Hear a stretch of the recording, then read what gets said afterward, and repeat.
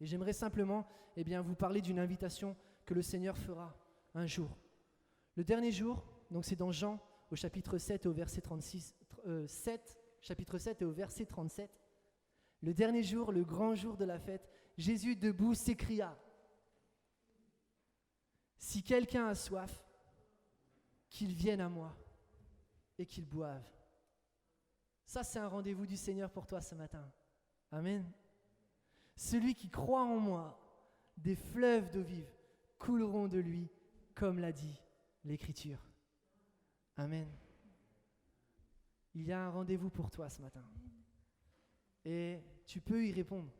Si tu es dans le besoin, si tu as besoin de l'amour de Jésus, si tu as besoin que sa présence vienne combler ta vie, combler ton cœur, combler peut-être même tes pensées, si tu crois, tu verras dans ta vie la gloire de Dieu. Amen. Amen.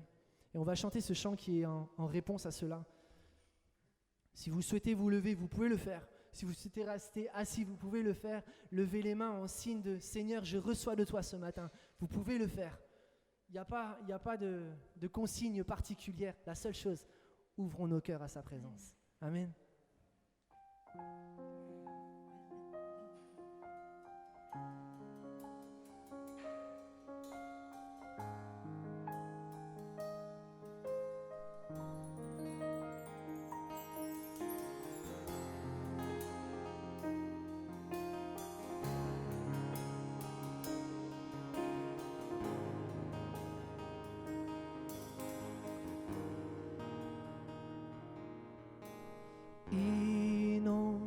Ce lieu de ta présence, nous avons besoin de toi.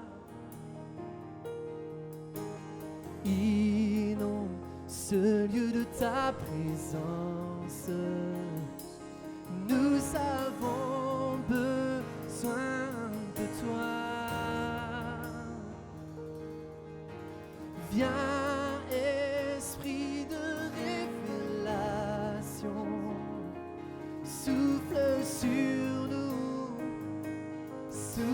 Sur nous, viens esprit de révélation, souffle sur nous, souffle sur nous.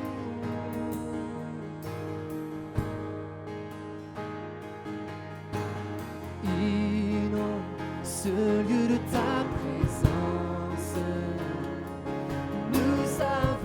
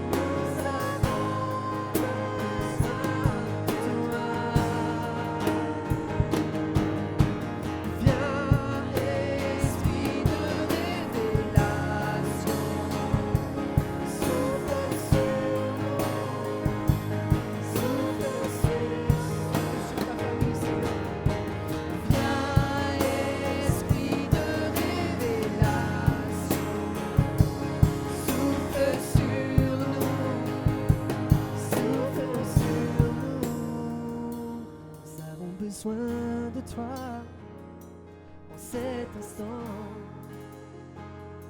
Seigneur, sois le centre de nos vies. Et qu'en moi s'élève un chant, une mélodie, témoignant de ta grâce infinie. Nous avons besoin de toi. Cet instant, Seigneur, sois le centre de nos vies. Et quand moi s'élève un chant.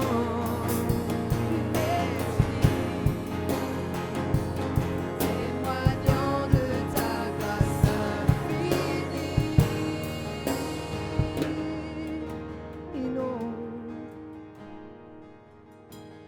Inonde ce lieu de ta présence. Nous avons besoin de toi. Inonde nos cœurs, Seigneur. Inonde ce lieu de ta présence. Nous avons besoin de toi. Chantons-le comme une prière au Seigneur. Inonde. Inonde ce lieu de ta présence. Inonde nos vies, Seigneur. Nous avons besoin de toi, Jésus. Oh, viens, Seigneur. Inonde ce lieu de ta présence. Nous avons besoin de toi.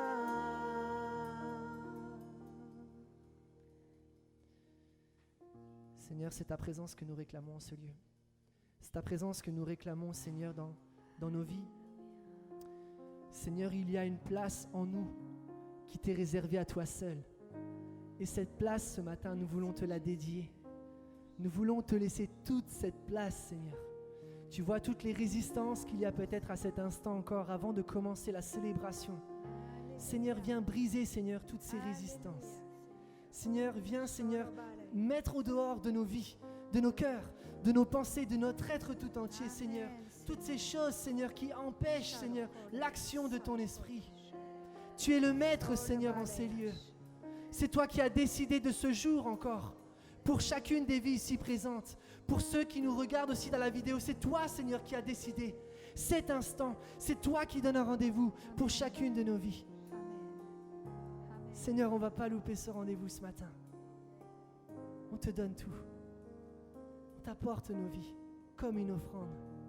Alléluia. Viens, Seigneur. Amen. Je suis heureux.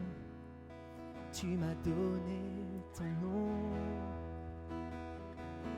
Je ne veux pas être ailleurs. Est-ce que tu veux être ailleurs ce matin? Je suis heureux. Tu m'as donné ton nom. Je ne veux pas être ailleurs que dans tes bras. D'amour dans tes bras.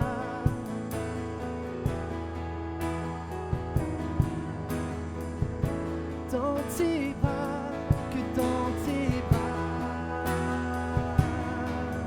D'amour juste dans tes bras. Dans tes bras. D'amour tout près de toi. Contre ton cœur. Dans tes bras.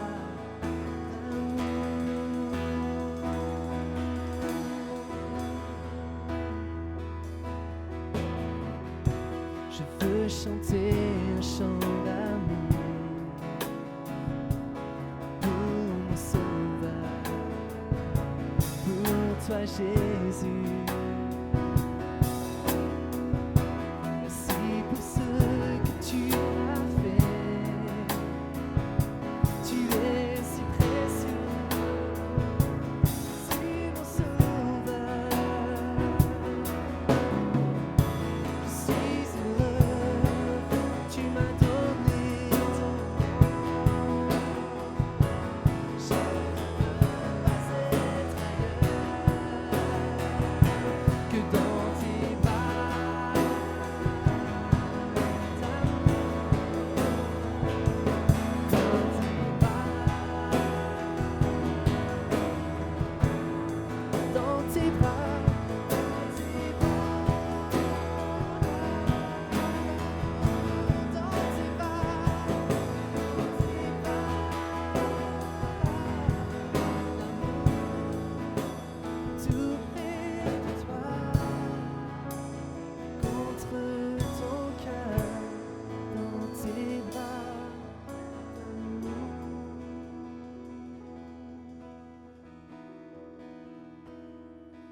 dans tes bras.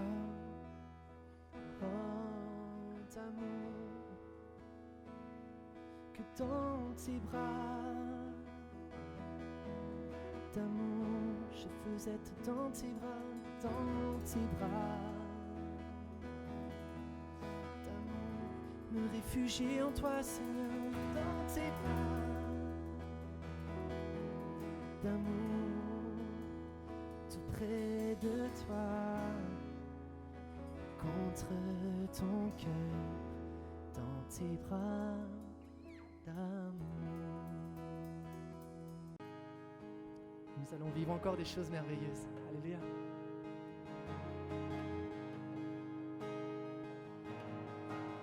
Nous sommes là rassemblés, tous étrangers, mais tu m'aimes sans. Enfants de toute nation, toute génération, tu règnes qui. On le reprend ensemble, nous sommes là rassemblés, tous étrangers, mais tu m'aimes sans.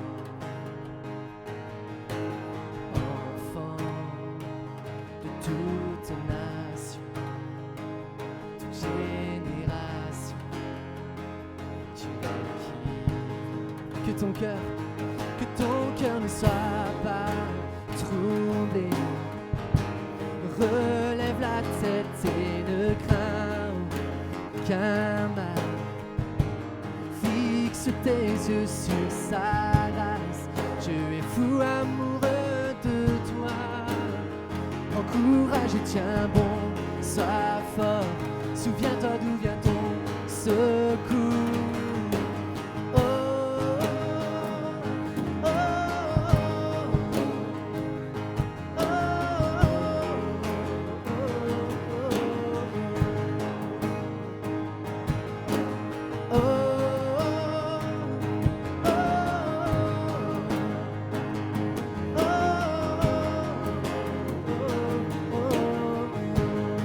Son nom est Jésus. Jésus, notre salut, notre victoire est en son sang. Jésus, prince des cieux, ami précieux, son règne vienne. Que ton cœur ne soit pas troublé. Relève la tête et ne crains aucun mal. Fixe tes yeux sur sa face. Dieu est fou amoureux de toi. Prends courage et tiens bon, sois fort. Souviens-toi d'où vient ton secours.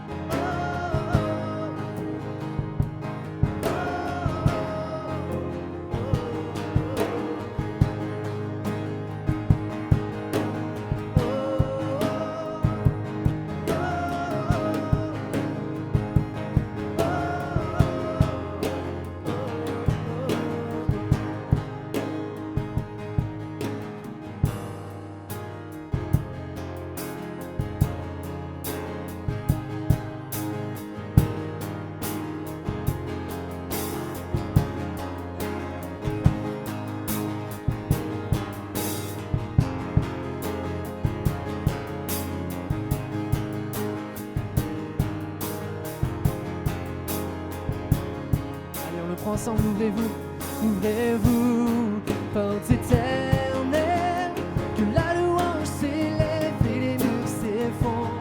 Ô création, que tout ce qui respire entende ce chant, tous ces enfants, avec cœur pur, quelle grâce, quel Dieu, son nom est Jésus.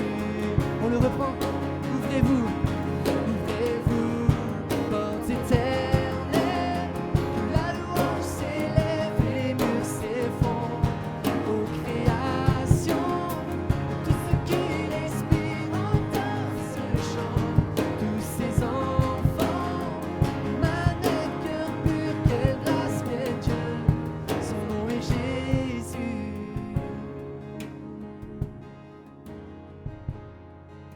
quel est son nom. Jésus, notre salut, notre victoire est en son sang. Jésus, prince des cieux, ami précieux, que son règne vienne. Chante-le encore, Jésus. Jésus, notre salut, notre victoire est en son sang. Jésus, prince des cieux, ami précieux, que son règne vienne. Alléluia. Amen. Est-ce que tu es convaincu ce matin par ces mots? Par le fait que Jésus est le seul sauveur. Amen. C'est le seul Dieu qui existe sur cette terre. C'est le seul qui est en mesure de t'aider encore ce matin, de te secourir et de faire ta joie, de faire ton bonheur et de se réjouir aussi avec toi. Et même dans les larmes, il est toujours là avec toi. Parce qu'un jour, il s'est passé quelque chose d'extraordinaire, c'est que la terre a tremblé, que le voile s'est déchiré, que la mort n'a plus de pouvoir sur nos vies, ni même le péché, parce que Jésus a remporté la victoire. C'est ce qu'on va chanter. La terre a tremblé. Le voile s'est déchiré. Amen. Nous avons un accès ce matin encore.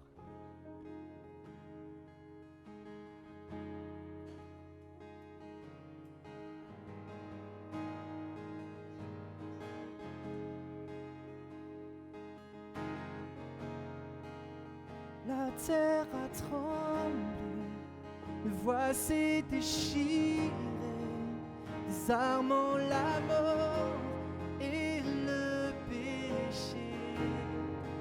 Les cieux chantent sa gloire, écho de ta victoire. Tu es le roi ressuscité, tu es sans rival, tu es sans rival. Tu es sans égal, Dieu, tu triomphes à tout jamais. À toi soit le règne, à toi soit la gloire. Ton nom surpasse tout autre nom. Et ce nom est victorieux, et ce nom est victorieux.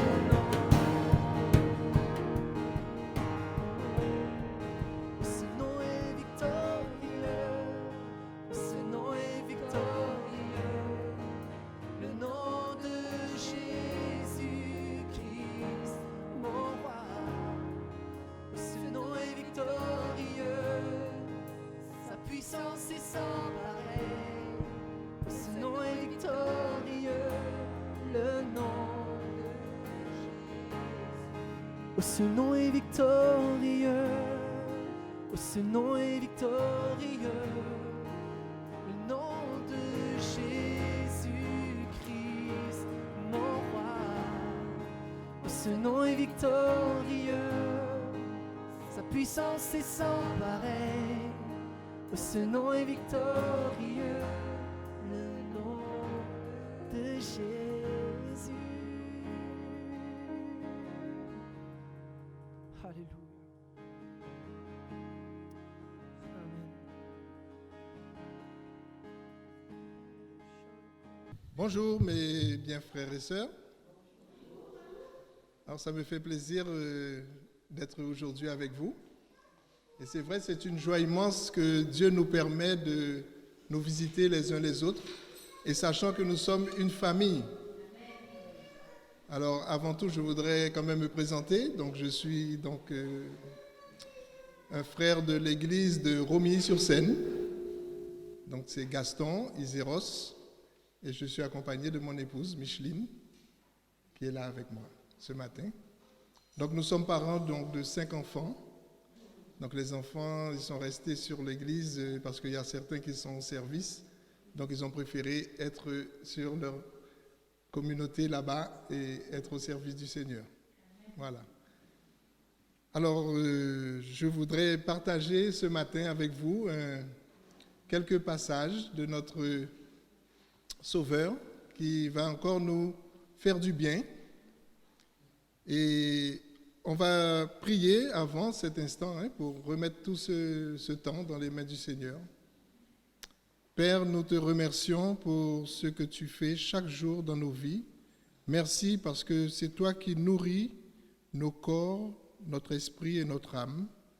Nous voulons encore ce matin te remettre cet instant afin que nous soyons tous ensemble dans la joie, Seigneur, de ta présence et aussi régénérés par ton esprit parce que c'est toi qui vas nous faire du bien. Relève, Seigneur, tous ceux et celles qui sont encore courbés, qui sont fatigués, qui sont vraiment dans des états difficiles, ceux qui sont dans la maladie, ceux qui veulent encore, Seigneur, être ici, mais qui ne le peuvent parce qu'ils sont alités. Mais nous savons que par ton esprit, tu peux visiter les cœurs. Et que ton nom seul soit béni, Père, au nom de Jésus. Amen. Amen. Alors nous allons partager aujourd'hui le bonheur. Je voudrais vous parler du bonheur. Nous sommes dans des temps aujourd'hui où l'inquiétude gagne, toute espèce de choses nous envahissent, les médias tous les jours nous bombardent de mauvaises nouvelles, mais restons dans cette joie et dans cette fidélité parce que nous avons avec nous quelqu'un qui va nous faire du bien et nous allons parler de cette personne. Cette personne que vous connaissez déjà, mais c'est toujours bien de se le rappeler. Qu'est-ce que le bonheur ? Il est différent pour chacun de nous. Il est dans la famille. Souvent, on parle, c'est mon épouse qui m'apporte le bonheur, mon époux, mes enfants, mes parents, avec qui je me sens bien sûr en sécurité. Dans le travail, dans les loisirs, dans la richesse pour certains, dans la pauvreté, dans l'éducation, dans le savoir, dans la connaissance, dans la supériorité de l'intelligence même. Et moi, je me sens bien dans ma peau par moments, et à d'autres moments, malheureusement aussi, je me sens mal. Par moments, nous sommes tristes. Les événements ne se déroulent pas comme nous le souhaitons. Mais le bonheur, où est-il exactement ? Chacun nous donnons priorité donc à notre recherche du bonheur.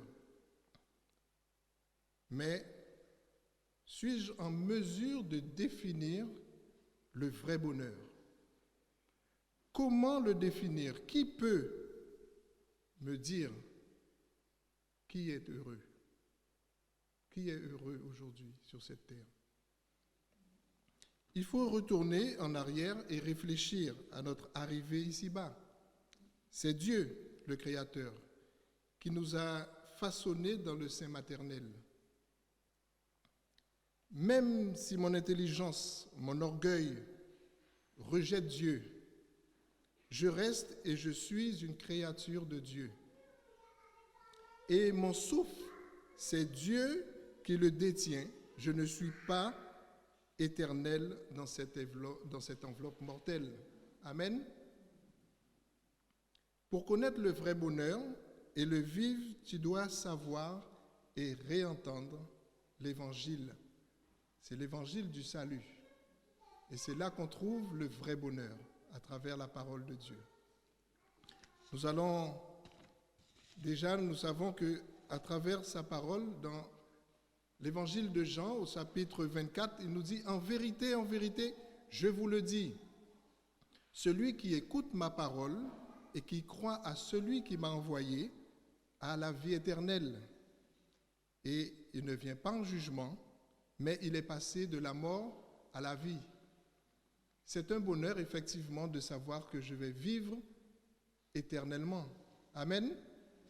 Si je suis simplement résolu à vivre ici-bas, juste pour un petit temps, je me prive de ce bonheur. Mais l'Évangile nous parle d'un bonheur infini, l'éternité. Il est question de foi et de croire, de vie éternelle, d'espérance. Pour moi, j'ai la certitude que le vrai bonheur se trouve dans la parole de Christ. C'est la parole de Christ qui nous amènera auprès de Dieu au dernier jour. Alléluia.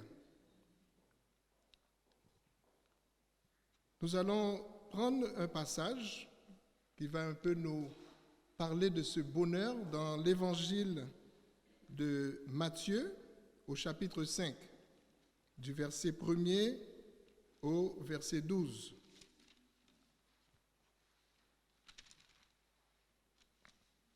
Je vais juste peut-être... Voilà. Alors au verset 1er, donc du chapitre 5, nous voyons, c'est le sermon sur la montagne.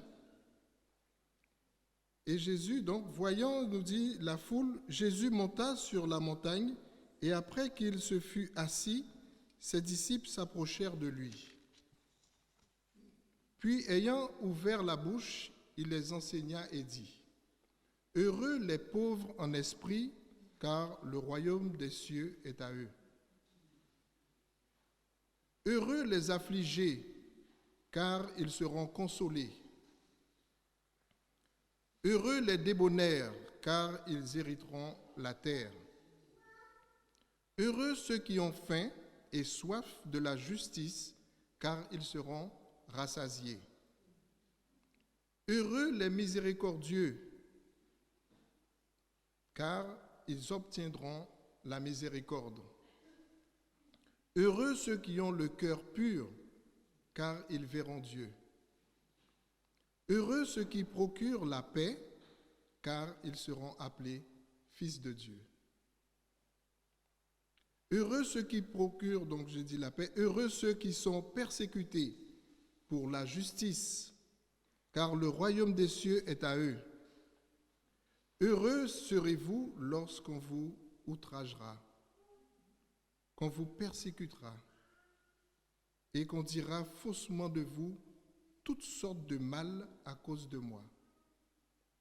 Réjouissez-vous et soyez dans l'allégresse, parce que votre récompense sera grande dans les cieux.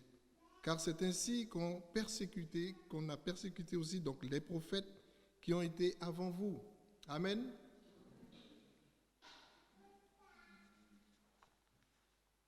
Le Fils de Dieu est le reflet et l'empreinte même du Père, de notre Dieu le Tout-Puissant, le Père de toutes les nations.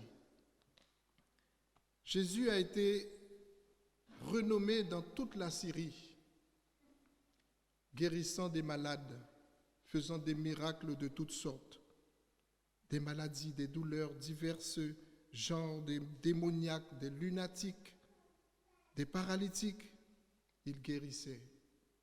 Des foules marchaient après lui. Il se met à l'écart après avoir choisi ses disciples pour les enseigner. Et par ce sermon qui n'est pas un discours, mais ce sont des recommandations à suivre. Aujourd'hui, nous voulons encore que ces recommandations puissent procurer ce bonheur et nous évitent de souffrir de toutes ces souffrances qui peuvent venir à nous. La tâche est très lourde parce que, comme il nous dit dans sa parole, la moisson, il a besoin d'ouvriers dans la moisson.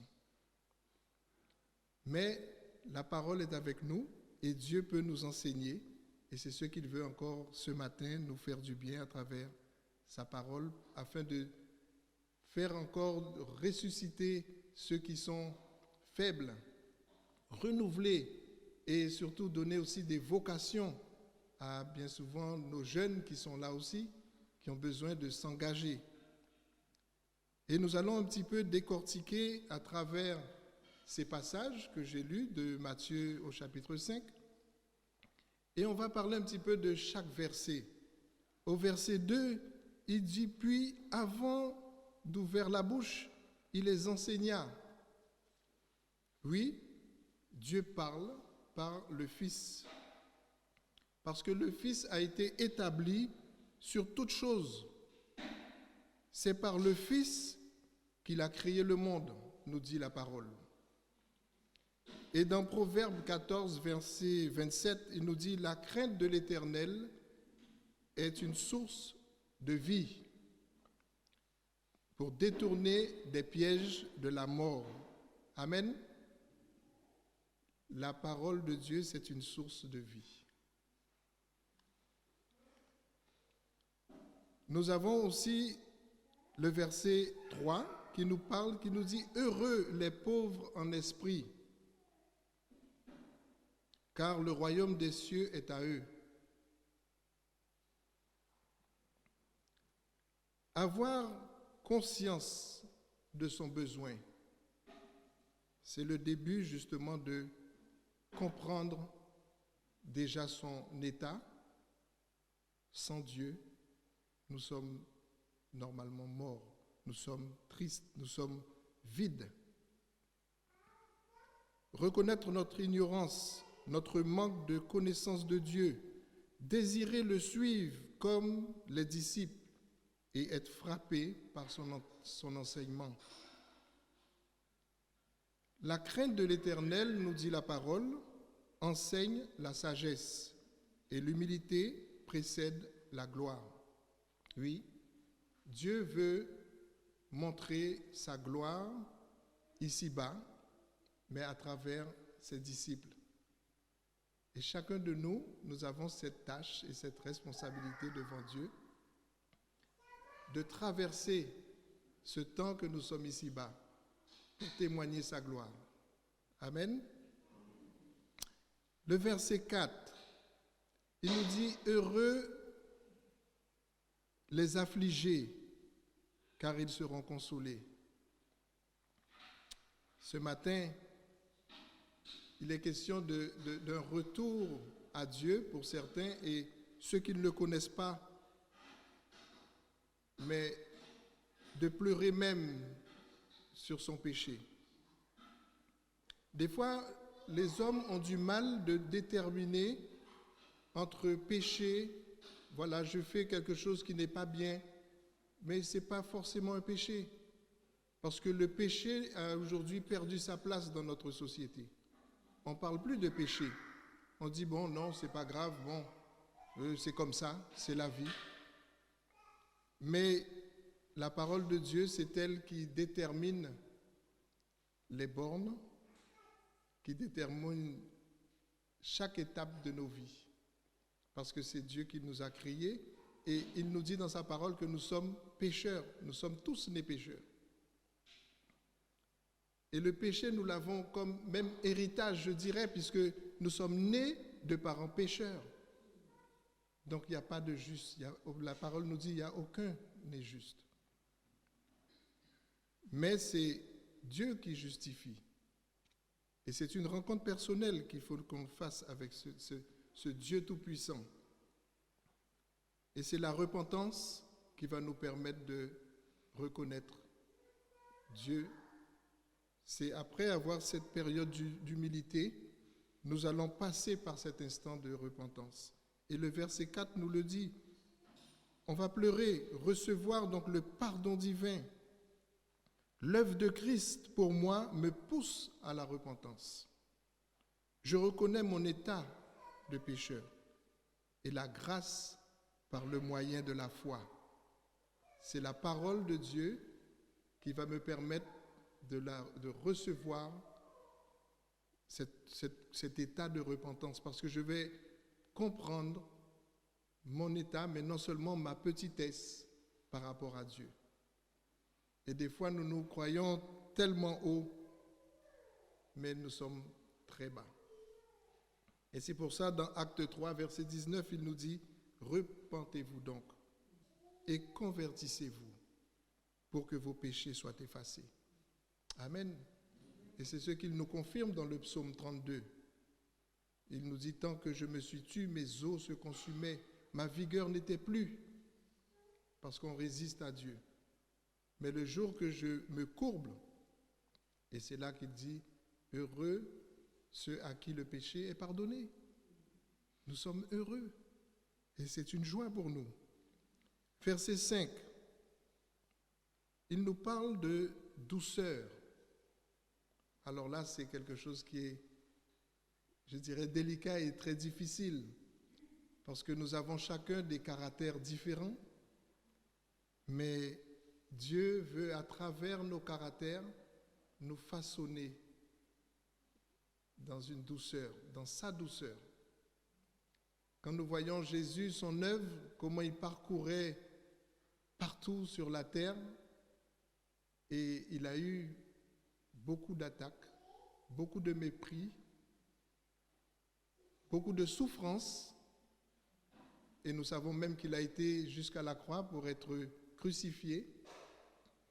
Mais en parcourant la parole, j'ai pas lu, sauf quand il a chassé les vendeurs du temple, où il a dû les faire sortir de la maison de son père, il disait.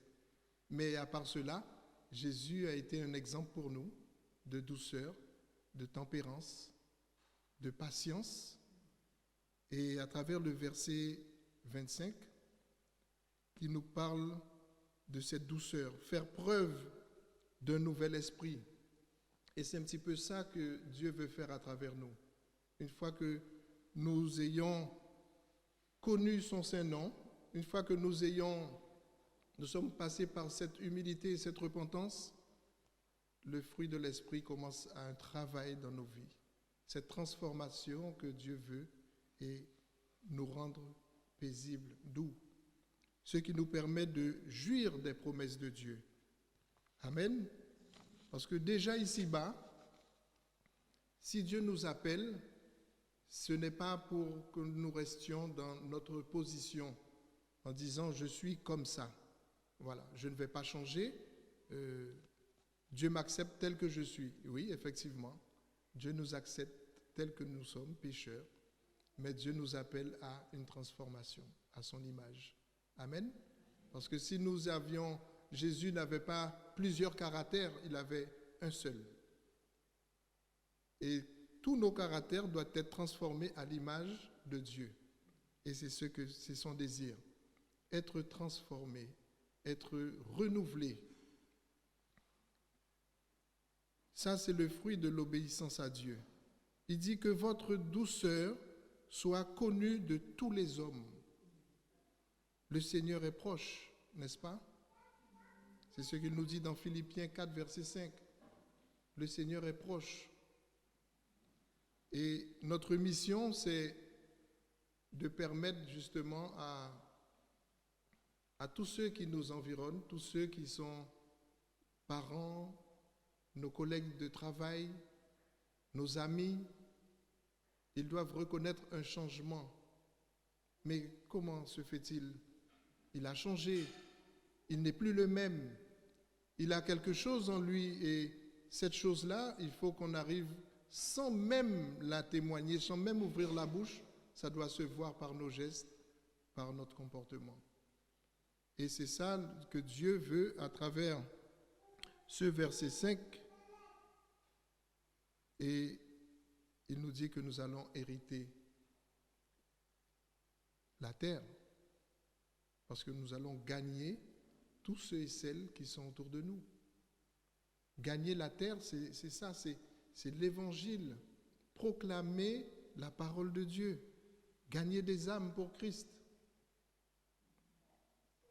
Le verset 6, il nous dit « Heureux ceux qui ont faim et soif de la justice, car ils seront rassasiés. »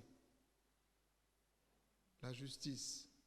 Aujourd'hui, nous vivons, nous voyons tout ce qui se passe autour de nous.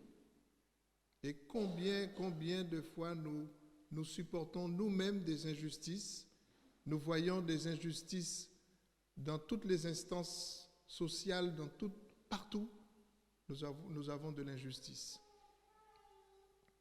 Mais Dieu, lui, il veut nous faire connaître la vraie justice. Parce que nous allons, bien sûr, à cause de son nom, même subir des injustices. On dit Amen. Est-ce que vous êtes prêts à subir des injustices à cause du nom de Jésus? Ça fait partie de notre pèlerinage ici-bas. C'est pas facile, parce que moi-même qui vous parle, j'en subis et j'ai pas fini d'en subir. Mais c'est notre lot à tous. De diverses manières, quelles qu'elles soient, nous allons subir des injustices. Mais au-delà de cela, Dieu veut nous amener dans une joie de savoir que la vraie justice, c'est lui, parce qu'il nous dit « à moi la vengeance et à moi la rétribution ». On subit des assauts même, je dirais, des fois, qui sont incompréhensibles. Mais je dois me poser la question, est-ce que c'est Dieu qui veut me faire passer par ce chemin pour m'amener à cette transformation aussi? À accepter, à peut-être toucher le cœur de celui qui me fait du mal, de ceux qui me fassent du mal. Et c'est pour cela que Dieu veut témoigner sa gloire. Dieu veut, à travers notre temps, se révéler dans les cœurs. Suis-je prêt à cela? Suis-je prêt à accepter des fois l'injustice et mettre mes genoux à terre et remettre tout cela aux pieds du Seigneur? Moi, j'en ai subi, c'est pas fini, ça fait plus de 30 ans. Je subis une injustice, je ne comprends plus rien. On est par là, par moments c'est bon, on dit ouf, on en est sorti, mais malheureusement, ça revient dans notre côté, boum. Mais c'est notre partage, c'est notre vie. Il y a des choses qu'on ne comprend pas et on essaye de passer, je dirais, à travers. Mais on a cette source-là, cette source divine qui vient et qui nous tranquillise et qui nous donne cette paix. Et si ce n'était pas cela, eh bien c'est la dépression continuelle, c'est l'énervement, c'est l'incompréhension même avec la famille. Parce que bien souvent, là, par rapport à ce que nous subissons, ça se répercute sur les enfants, ça se répercute sur l'époux, l'épouse, et puis on est agressif. Mais Dieu veut manifester sa grâce à travers toutes ces épreuves, à travers toute injustice. Et c'est pour cela qu'il veut, à travers ce verset, il nous dit, c'est un appétit spirituel que Dieu veut mettre dans notre vie. Plus nous sommes secoués par les épreuves, plus il veut que nous puissions nous rapprocher de lui.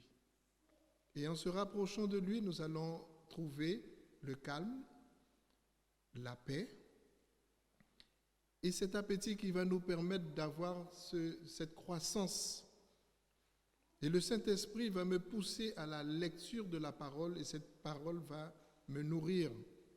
C'est la découverte de la justice de Dieu, afin de la mettre en pratique. Mettre en pratique la justice de Dieu. Accepter les offenses, accepter le crachat, accepter le mépris, accepter les mensonges. Est-ce que nous sommes prêts réellement à tout cela? C'est difficile, mais c'est possible. Parce que Dieu nous appelle à vivre et à être comme lui, être à son image. Je me rappelle, avant ma conversion, comment j'étais quelqu'un de très très violent. Et depuis la conversion, Dieu a fait ce travail qui m'a permis aujourd'hui d'être vraiment plus calme. Mais sinon, si c'était comme auparavant, c'était terrible. J'aurais peut-être même pas pu me tenir devant vous pour prêcher, c'est pas possible. Parce que le cœur est toujours sensible à tout mot, à tout regard. On est toujours prêt à se livrer à tout de suite une parole qui est désobligeante. Dans Hébreux 5, verset 12, il nous dit « Vous en effet qui depuis longtemps devriez être des maîtres, vous avez encore besoin qu'on vous enseigne les premiers rudiments des oracles de Dieu. Vous en êtes venus à avoir besoin de lait et non d'une nourriture solide. » Et ce passage, il est troublant parce que ça s'adresse à nous qui sommes déjà renouvelés par l'Esprit. Nous qui avons cette marche déjà depuis des années, et des fois combien que une parole mal placée, un regard, peut-être un bonjour qui n'a pas été fait l'un à l'autre, on se retrouve dans des problèmes qui ne finissent pas. L'Église a besoin justement d'avoir cette joie de grandir, d'être libéré de notre esprit, de notre rancœur, pour que nous puissions rentrer dans cette parole qui nous nourrit et qui nous permet d'être à l'état d'hommes et de femmes faites. Parce que la parole, elle est venue pour cela. Elle est venue pour nous rétablir. Le verset 7, il nous dit « Heureux les miséricordieux, car ils obtiendront miséricorde. » La miséricorde, c'est quelque chose encore, c'est une source vraiment d'être un attribut. Ça, c'est vraiment avoir cette puissance de Dieu. C'est une preuve de croissance même qui est supérieure à notre vie ici-bas. Ressembler à Dieu qui est le Dieu de miséricorde. Je pardonne facilement. Je n'ai pas de rancune pour les autres, pour mes proches. Je peux subir quelles que soient les choses, mais je suis toujours prêt à pardonner, à dire bon, c'est pas grave. L'erreur, je peux aussi la commettre. Dieu nous donne des vis-à-vis. J'ai mon vis-à-vis, c'est mon épouse. Elle est là. Donc, des fois, si je me tiens derrière la chair et que je prêche et que je n'accomplis pas, je ne fais pas ce que je dis, c'est grave. C'est grave. Parce que bien souvent, les enfants ne sont pas là, mais quand les enfants sont là, papa, il parle, il prêche, et puis, mais à la maison, c'est le désordre. Hein, c'est un homme qui est terrible. Il nous fait voir les 4 saisons de l'année. Et puis quand il est devant les frères, il est doux, il est gentil, il parle bien. Non, Dieu ne veut pas cela. Le cœur de miséricorde, il faut qu'on l'ait partout. Il faut qu'on puisse arriver à cette joie de nous libérer, parce que le péché et la méchanceté, c'est un poids sur notre corps, sur notre cœur même. Ça nous ronge. Dieu veut effacer toute rancune et mettre un cœur de compassion. Il est question d'user de bonté envers mon prochain. User de bonté, de miséricorde. D'autant plus que pour mon frère et ma sœur qui sont dans le Seigneur, ça c'est encore une autre étape. Être enfant du même Père, être conscient que le sang de Christ nous unit. Nous sommes des enfants de toutes les nations que Dieu rassemble pour que sa gloire resplendisse, parce que c'est ce qui son désir, c'est que sa gloire resplendisse là où nous sommes, l'unité, vivre dans la paix, et c'est ce que nous avons à travers la parole. Combien il nous dit que dans Actes des Apôtres nous dit combien que c'est merveilleux de voir combien chaque jour ils étaient ensemble. Ils partageaient le pain, ils partageaient le vin, ils partageaient la parole. Ils vendaient même tous leurs biens pour qu'ensemble ils puissent vivre cette vie de communauté. Aujourd'hui, les temps ont évolué, bien sûr. Nous ne pourrons pas le faire de la même sorte, mais quand bien même, quand nous nous réunissons, nous savons que nous avons des bien-aimés qui ont besoin de certains services, des bien-aimés qui ont, peut-être qu'ils ne le disent pas, mais qui ont faim, qui n'ont rien à manger, et qui viennent aussi parmi nous, au milieu de nous, mais qui n'osent pas ouvrir leur cœur. Et Dieu, il faut que nous commencions à vraiment travailler cela en nous pour discerner les besoins de ceux qui sont au milieu de nous, pour que nous puissions être cette aide, ce cœur de miséricorde.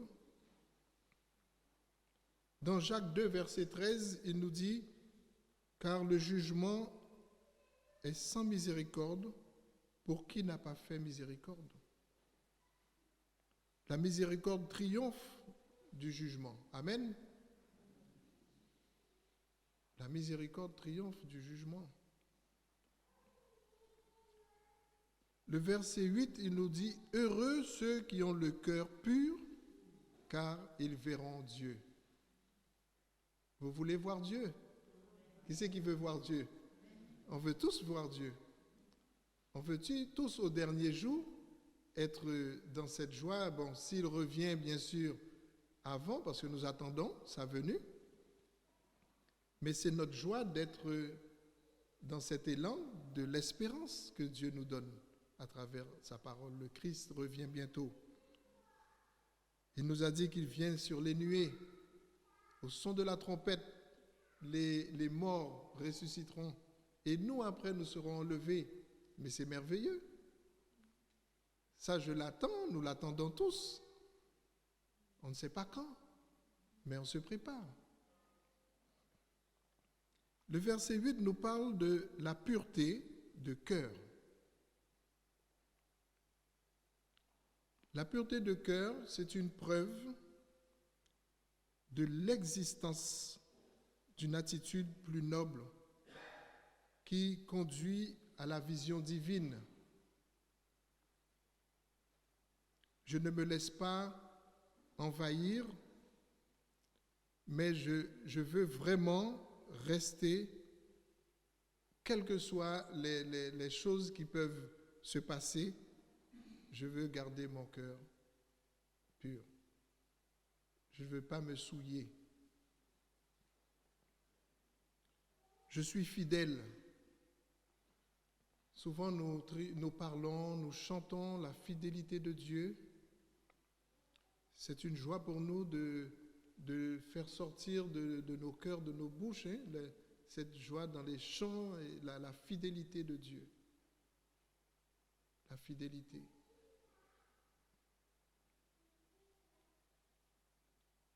C'est vraiment un sujet qui est très sensible, je dirais, mais que Dieu recherche des cœurs fidèles. Et ces cœurs fidèles, c'est dans tout notre temps, une fois que nous avons choisi notre maître, quand nous avons fait cette joie de nous repentir, de dire, voilà, j'ai choisi de marcher avec le Seigneur, je ne peux pas marcher avec un pied à droite et un autre pied à gauche. Je serai séparé en deux. Il est question de chercher à vivre cette fidélité avec ma famille, avec mes enfants, mon épouse, mon époux. Je dois rester et veiller pour ne pas attrister l'esprit même qui est en moi, qui m'appelle à vivre une vie de fidélité. Le Saint-Esprit fait un travail bien souvent dans nos vies et nous ramène un petit peu des fois, parce que des fois c'est vrai qu'on se laisse un petit peu aller, mais l'Esprit, il est là pour nous remettre un peu sur le droit chemin. Amen. Et c'est pour cela que Dieu nous parle on parle de sanctification. Sanctification. Si je veux rester dans un élan de pureté, de cœur joyeux, dans le service, dans la communion fraternelle, eh bien, le Saint-Esprit s'en chargera. Mais il faut que je laisse justement cette action de l'Esprit le faire dans ma vie. Dans 1 Timothée 4, verset 12, qu'est-ce qu'il nous dit? Que personne ne méprise ta jeunesse, mais sois un modèle pour les fidèles, en parole, en conduite, en charité, en foi, en pureté. Amen. C'est pour aussi nos jeunes. Bien souvent, nous avons nos enfants qui nous suivent. Ils nous regardent. Ils sont avec nous dans la communion fraternelle.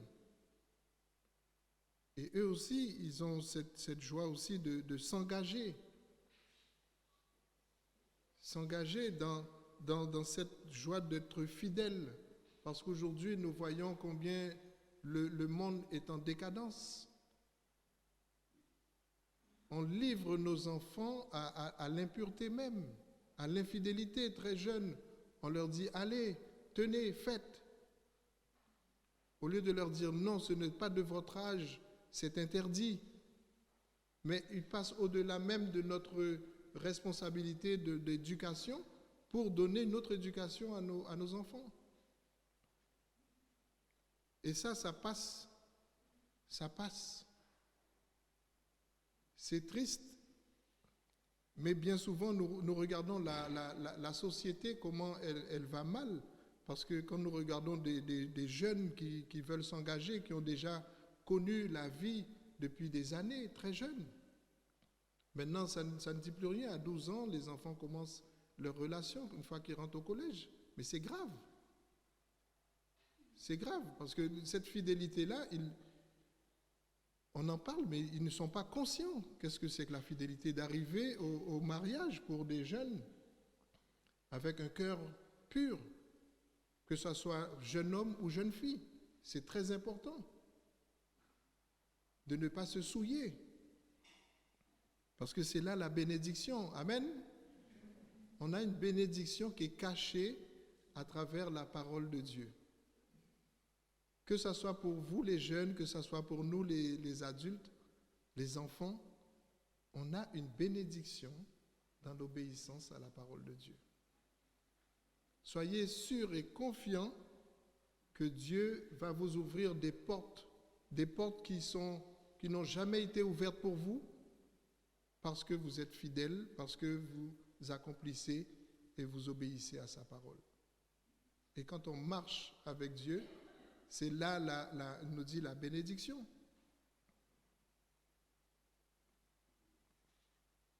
Et il nous dit que la conduite est très importante, la parole. Avoir la foi.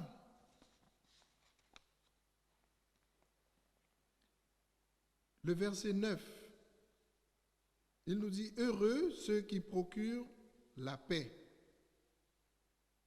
car ils seront appelés fils de Dieu. »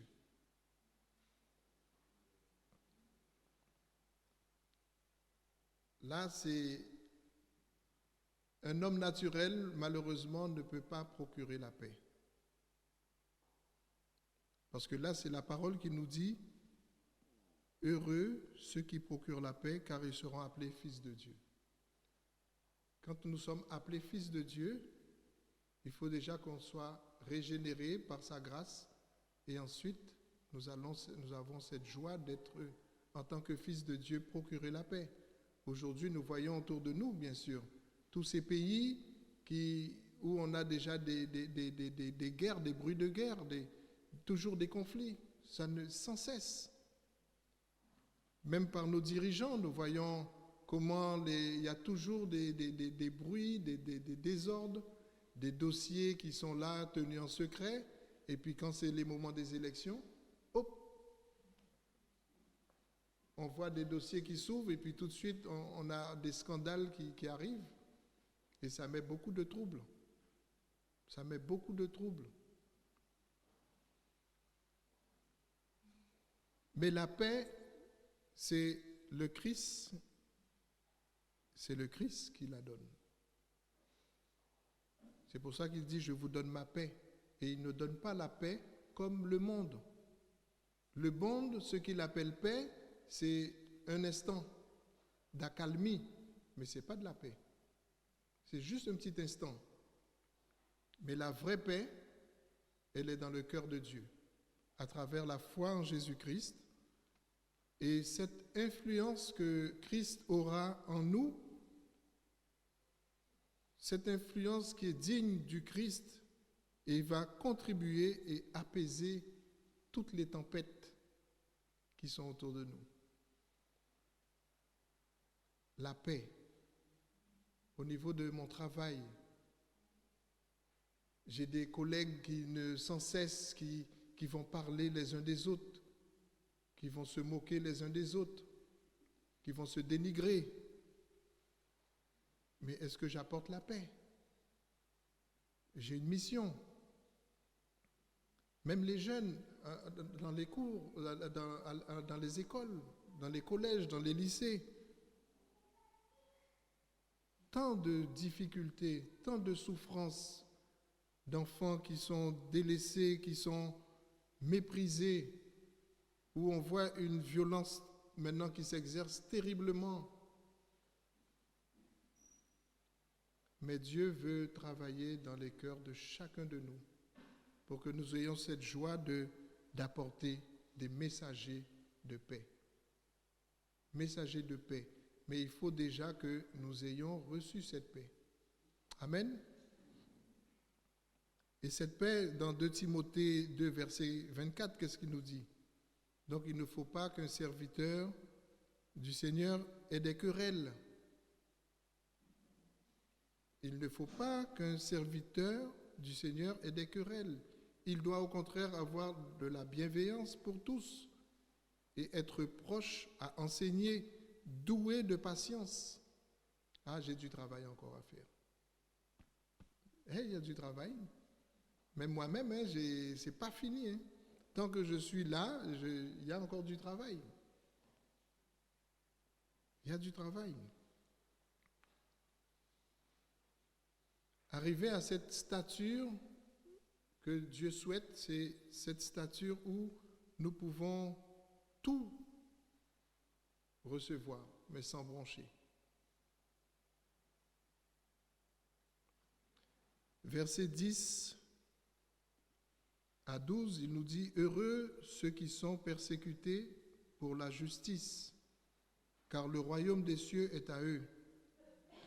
Heureux serez-vous lorsqu'on vous outragera, qu'on vous persécutera et qu'on dira faussement de vous toutes sortes de mal à cause de moi.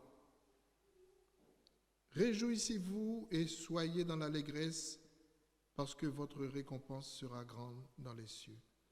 Car c'est ainsi qu'on a persécuté les prophètes qui ont été avant vous. Alléluia. Y a-t-il dans la salle, je dirais, des bien-aimés, des frères, des personnes qui n'ont pas été persécutées ce matin? Levez la main. Est-ce qu'il y a quelqu'un qui n'a pas été persécuté à cause de son choix de servir le Seigneur? Non?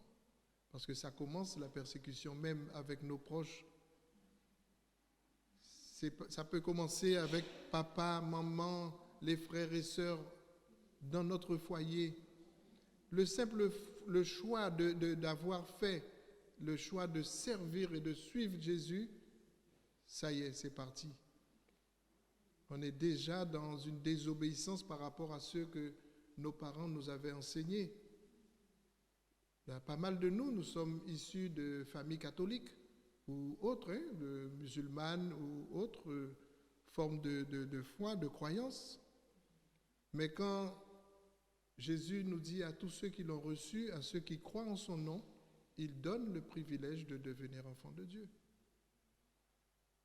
Et c'est quand l'Esprit vient, nous visite, à ce moment, il y a un choix qui se détermine dans notre cœur pour que nous disions « Oui, je réponds à ton appel ». Eh bien, ce « oui » à Dieu déclenche une avalanche de mépris par nos propres parents. Ça commence à la maison, ça commence dans les foyers. Parce que mon choix est vu comme un abandon de ceux et un rejet de la famille. C'est quelque chose de nouveau. Mais bien sûr, nous n'avons rien inventé parce que nous avons l'apôtre Paul même qui était lui-même un persécuteur de l'Église, du Christ, qui a été arrêté sur le chemin de Damas. Et il en témoigne, il a témoigné devant tous les grandes justices à l'époque des Romains. Et il était fier d'être battu, fier d'être méprisé par toute la classe et ses anciens amis, le peuple qu'il servait, les Sanhédrins et tous. Eh bien lui, il était fier de dire, voilà, j'ai été arrêté sur le chemin de Damas. Et j'étais avec vous, j'étais comme vous, mais c'est Dieu qui m'a arrêté. Et à partir de cet instant, je ne peux plus servir Dieu comme je le faisais. Souffrir pour Christ, ça c'est l'apogée. Souffrir pour Christ. Nous voyons à travers les médias, bien sûr, bien souvent sur Facebook, nous avons des vidéos des fois qui passent, où nous voyons dans certains pays des personnes qui sont brûlées à vif, des personnes qui sont enterrées toutes vivantes et lapidées pour le nom de Christ. Aujourd'hui, nous vivons cela, nous sommes éloignés, mais c'est une souffrance dans nos cœurs parce que nous savons qu'il y a la persécution qui est là partout.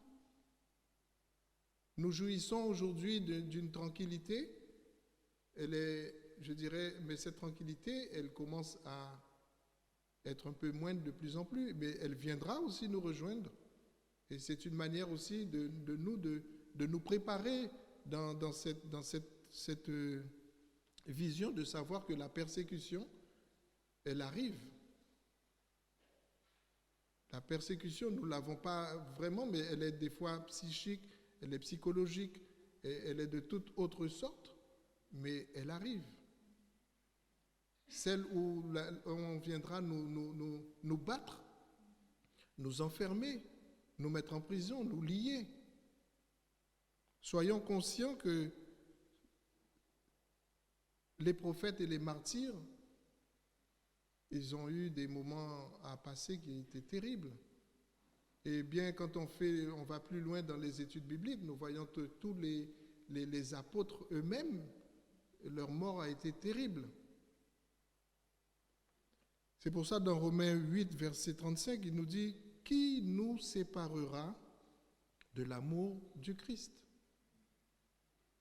Si je suis en Christ, sera-ce la tribulation ou l'angoisse, ou la persécution, ou la faim, ou la nudité, ou le péril, ou l'épée? Et Dieu nous appelle à travers ces versets d'être fermes, d'être inébranlables, et d'être prêts surtout, parce que ça va tellement vite aujourd'hui que nous n'avons pas conscience. Mais ça va très vite, il y a beaucoup de choses qui nous rattrapent. Eh bien, bien-aimés, je voudrais aussi conclure et vous dire que le Christ nous invite à un réengagement et reconsidérer nos voies. Mais ça, c'est continuel, parce que c'est très vite que nous pouvons glisser. Et toi, mon ami, qui est là, qui entend aussi, celui qui peut peut-être partager cette vidéo, eh bien, Jésus t'appelle, il dit, « Venez à moi, vous tous qui êtes fatigués et chargés, et je vous donnerai du repos. Prenez mon joug sur vous et recevez mes instructions, car je suis doux et humble de cœur, et vous trouverez du repos. » Amen. Du repos, mais pour l'âme. Parce que quand on parle de spirituel, avant tout, on parle de l'âme. On ne parle pas de notre corps simplement. On parle d'esprit, mais de l'âme. Parce que c'est l'éternité, la partie de notre corps qui est dans cette joie d'être heureux, c'est l'âme. Et le bonheur, c'est de vivre déjà ici-bas, dans l'éternité. On l'a déjà, cette joie de l'éternité. Parce que la parole nous dit, voilà, Jésus est parti, il nous dit, je vous ai préparé, je vais vous préparer une place. Amen. On a une place que Jésus est en train de préparer en haut pour nous.